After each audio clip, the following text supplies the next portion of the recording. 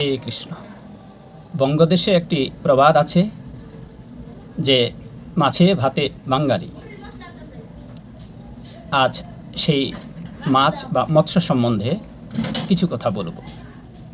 কারো যদি স্বাদে জাগে যে জলে বিচরণ করবেন মৎস্য হয়ে, বাজারজাতকরণ হতে চান বা বাজারে বিক্রি হতে চান মৎস্য হয়ে জন্মগ্রহণ করবার পর, যদি এমনটা কারো স্বাদ হয় তাহলে সে সম্বন্ধে শাস্ত্রে বলা হয়েছে আপনি অনায়াসে মৎস্য জীবন ধারণ করতে পারবেন। বৈদিক শাস্ত্রের বিচারে যারা সন্ধ্যা বন্দনাদি করেন না, যারা নিত্য দৈনন্দিন ভগবত সেবা কার্যাদি পূজন ভজন সাধন করেন না, সন্ধ্যা বন্দনাদি বিহীন, এবং যারা শাস্ত্র বা বৈদিক শাস্ত্র বিশ্বাস করেন না অথবা বিশ্বাস করলেও তা পালন করেন না, কেউ যদি পালন করেন তাদের দেখে উপহাস করেন, তাতেও আপনার সেই সুযোগ লাভ হবে। জন্মান্তরে আপনি মৎস্যজনী বা মাছ হয়ে আপনি সাগর পাড়ি দিতে পারবেন অথবা অনায়াসে জলে বিচরণ করতে পারবেন। আজ আমাদের মধ্যে মৎস্যপ্রিয়তা এবং বিশেষ করে সনাতনী বাঙালি যারা হিন্দু, মৎস্য তাদের প্রিয় খাবার, যদিও বৈদিক শাস্ত্রে এই মৎস্যভোজন একেবারেই নিষিদ্ধ করা হয়েছে।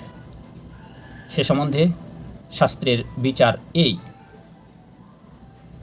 যে সকল ব্যক্তি আলস্যবশত মনুষ্য জীবনের ভগবত ভক্তিবিহীন, নিত্যক্রিয়াবিহীন এবং যে সমস্ত লোকের বেদ বাক্যে অনাস্থা এবং তা শ্রবণে উপহাস করে থাকে বা হাস্য করে থাকেন, এবং যে সকল ব্যক্তি ব্রত উপবাসবিহীন এবং যে মিথ্যা কথা বা অসৎ বাক্য ব্যবহার করেন, সাধুসন্ত বা পরনিন্দুক, সেই সকল কুটিল ব্যক্তি হিমোদকপূর্ণ জিম্ভ নামক নরকে 100 বৎসর বাস করবেন এবং পরে 100 জন্মক্রমে জলজন্তু হয়ে জলে বিচরণ করবেন, এরপর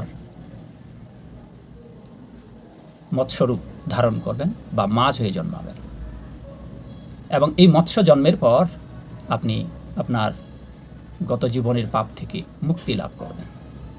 এরপর আপনি মনুষ্যকুলে জন্মগ্রহণের সুযোগ পাবেন।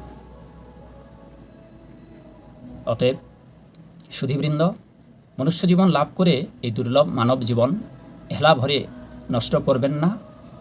দৈনন্দিন যা নিত্য কর্ম, কলিযুগের যুগধর্ম, কৃষ্ণ নাম কীর্তন করুন এবং সুখী হন। জন্মান্তরে আর মৎস্যজনী হয়ে সাগর পাড়ি দিতে হবে না। জয় শিল প্রভুপাদ। জয় হোক আপনাদের সকলের। হরে কৃষ্ণ।